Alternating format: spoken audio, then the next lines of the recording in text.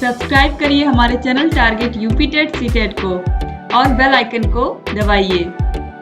Hello friends, मैं रेनू स्वागत करती हूँ आप सभी भावी अध्यापक एवं अध्यापिकाओं का आपके अपने channel target UP TET CTET में। दोस्तों, मैं अपने हर वीडियो के शुरुआत में आप लोग को भावी अध्यापक एवं अध्यापिकाएं ही बोलती हूँ।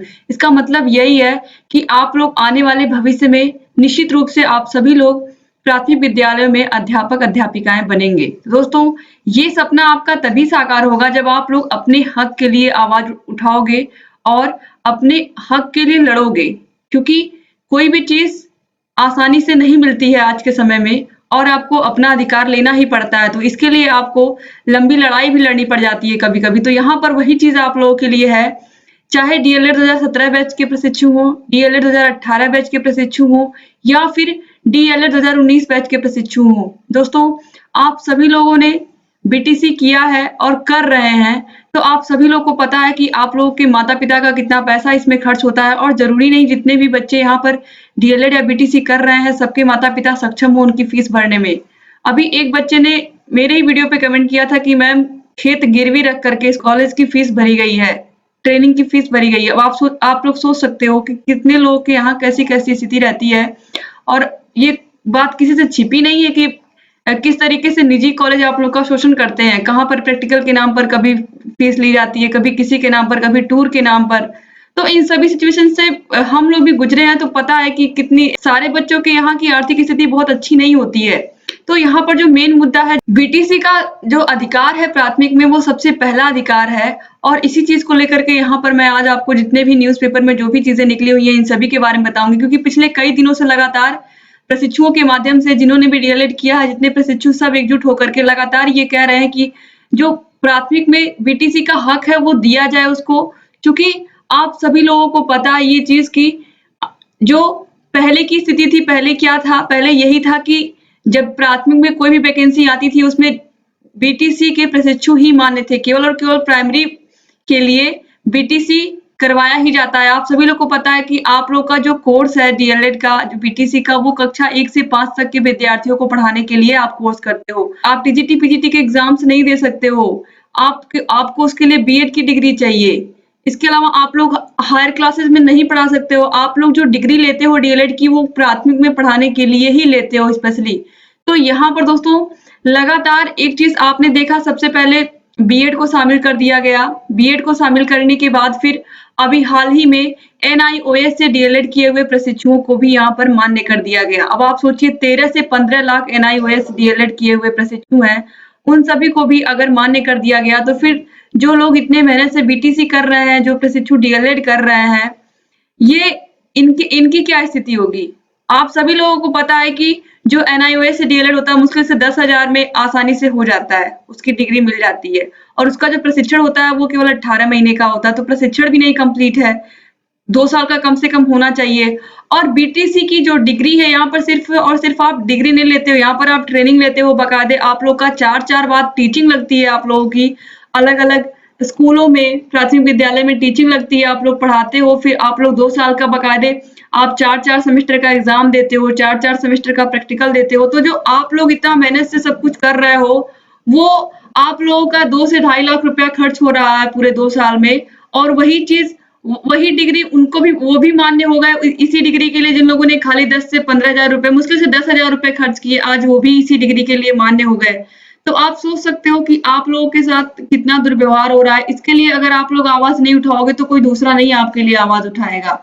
और ये वीडियो बनाने का मात्र एक ही उद्देश्य था, क्योंकि हम लोग आप लोगों को पढ़ाते हैं, तो आप लोगों को अपने हक के लिए भी जागरूक करना बहुत जरूरी है। और दोस्तों, चाहे अगर मैं अलग राज्यों की बात करूं, अदर राज्यों की, चाहे वो बिहार हो, चाहे वो उत्तराखंड हो, तो इन सब राज्यों में जब डीएलएड प्रशिक्षु नहीं होते हैं, जितनी सीट होती है उससे कम होते हैं, या फिर सबसे पहले कोई भी वैकेंसी प्राथमिक में आती है तो सबसे पहले बीटीसी के यानी कि डीएलएड के प्रशिक्षुओं को सबसे पहले मौका मिलता है, उसके बाद बीएड या फिर जो एनआईओएस से डीएलएड किए हुए प्रशिक्षु हैं उनको मौका मिलता है। तो यहाँ पर कहीं ना कहीं जो आप लोगों को भी अपना हक लेना है, आपको क्या करना है, बस सबसे पहले कोई भी प्राथमिक वैकेंसी आती है तो उसमें बीटीसी को पहले रखने की बात करनी है, डीएलएड को पहले रखने की बात करनी है। जब डीएलएड के प्रशिक्षु से सीट बचे तब बीएड और फिर एनआईओएस से जिन्होंने बीटीसी किया है या डीएलएड किया है उनको मौका मिले। तो यहाँ पर आप लोगों को भी पता है कि किस तरीके से कितने मेहनत से 2 साल कंप्लीट होता है, कितनी मेहनत लगती है ट्रेनिंग में, तो कुछ बताने की ज़रूरत नहीं है। तो यहाँ पर चलिए देख लेते हैं कि क्या-क्या चीज़ें हो रही हैं इस समय। ट्विटर पर भी अभियान चलाया जा रहा है लगातार, इन सब से आप वाकिफ़ होंगे। अगर आप लोग लगातार सोशल मीडिया साइट्स पर जुड़े हुए हैं तो आप सभी को पता होगा, बाकायदे फेसबुक के माध्यम से और ट्विटर के माध्यम से हैशटैग ट्रेंड चलाया जा रहा है। तो कहीं न कहीं यहाँ पर आप लोगों को भी इससे जुड़ना चाहिए और आप लोगों को भी अपने अधिकार के लिए लड़ना चाहिए। जैसा कि मैंने शुरू में भी कहा, जब तक आप लोग लड़ोगे नहीं अपने अधिकार के लिए, तब तक यहाँ पर आपको कुछ नहीं मिलने वाला है। तो ये बहुत ज़रूरी है कि आप लोग भी अपने अपने हक के लिए आवाज़ ज़रूर उठाइए। अगर आपने 2 साल की ट्रेनिंग ली है, इतने मेहनत से सब कुछ चीज़ें की हैं, तो आप लोग क्यों इतना ट्रेनिंग ले रहे हो? क्यों क्यों इतनी मेहनत कर रहे हो? उसका रीज़न क्या है? आप लोग भी तो प्राथमिक के शिक्षक बनना चाहते हो, आप लोग भी टीचर बनना चाहते हो, तो उसके लिए आपको क्या करना पड़ेगा? उसके लिए आपको अपने हक के लिए लड़ना पड़ेगा। और आप सोचो, अगर 13 से 15 लाख के बीच एनआईओएस से डीएलएड किए हुए प्रशिक्षु हैं, इसके बाद बीएड के प्रशिक्षु हैं, इसके बाद फिर आप लोग भी हैं। तो आप सोचिए आगे जो भी वैकेंसी आएगी उसमें कितनी भीड़ रहेगी। अब आप सोच लीजिए कि आप लोगों की जगह उसमें कहाँ रहेगी। तो ये बहुत ज़रूरी है कि आप लोग अपनी प्राथमिकता को समझें, क्योंकि आप लोग के पास और कोई चारा नहीं है प्राथमिक के अलावा। आप लोग की जो डिग्री होती है डीएलएड की, वो केवल प्राथमिक के लिए ही मान्य होती है। तो बहुत ज़रूरी है कि आप लोग अपनी सीटों को अपने अपने हक के लिए आप लोग लड़िए, क्योंकि अगर आप लोग नहीं लड़ोगे तो फिर आगे आपको नौकरी कैसे मिलेगी।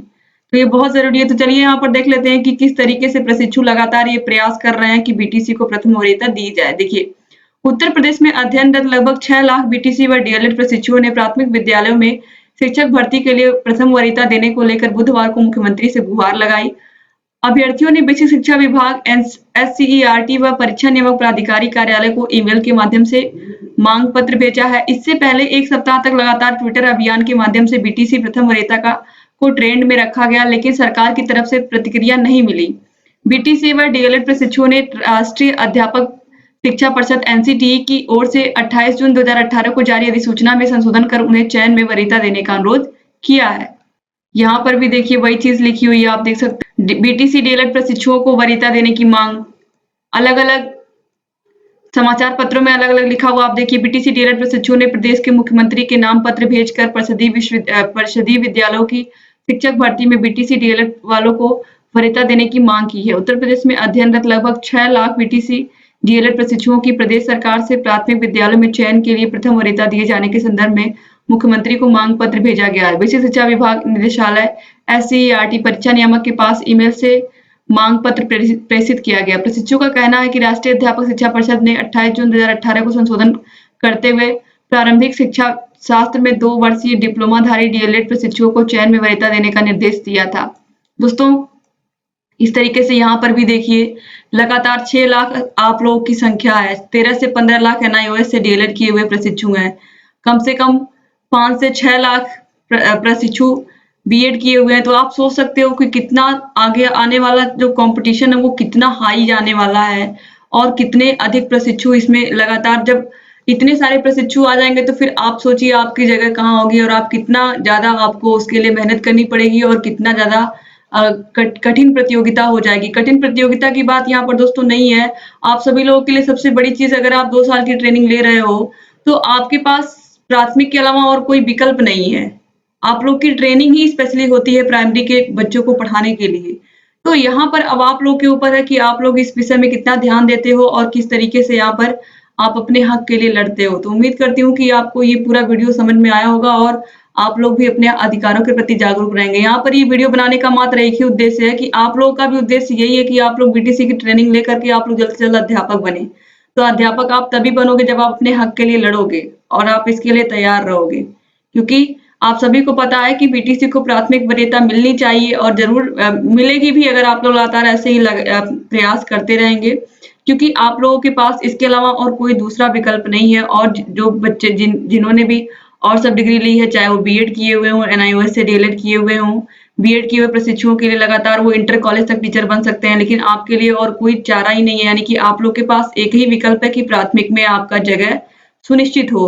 तो इसके लिए आप लोगों को प्रयास करना है। तो उम्मीद करती हूँ कि आपको बहुत सारी चीजें क्लियर हो गई होंगी।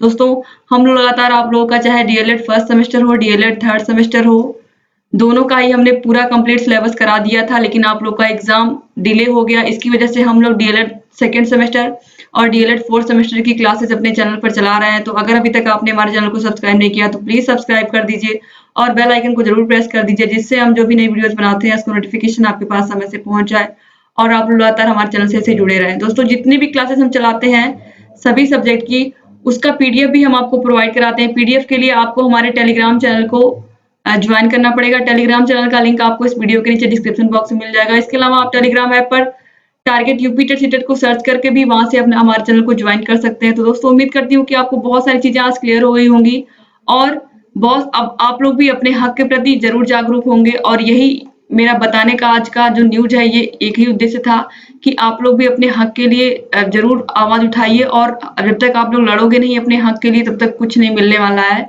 तो बहुत जरूरी है कि आप लोग भी जागरूक हो जाइए। दोस्तों, वीडियो में शुरू से लेकर के अंत तक बने रहने के लिए एक बार फिर से आप सभी लोग का बहुत बहुत धन्यवाद। और आपको सभी वीडियोस की लिंक इस वीडियो के नीचे डिस्क्रिप्शन बॉक्स में मिल जाएगी, क्योंकि हम सभी सब्जेक्ट की क्लासेस चला रहे हैं और आप जरूर क्लासेस से जुड़िए, आपको भी बहुत अच्छा लगेगा पढ़ करके। तो मिलते हैं नेक्स्ट वीडियो में, तब तक के लिए अपना ख्याल रखिएगा दोस्तों। जय हिंद।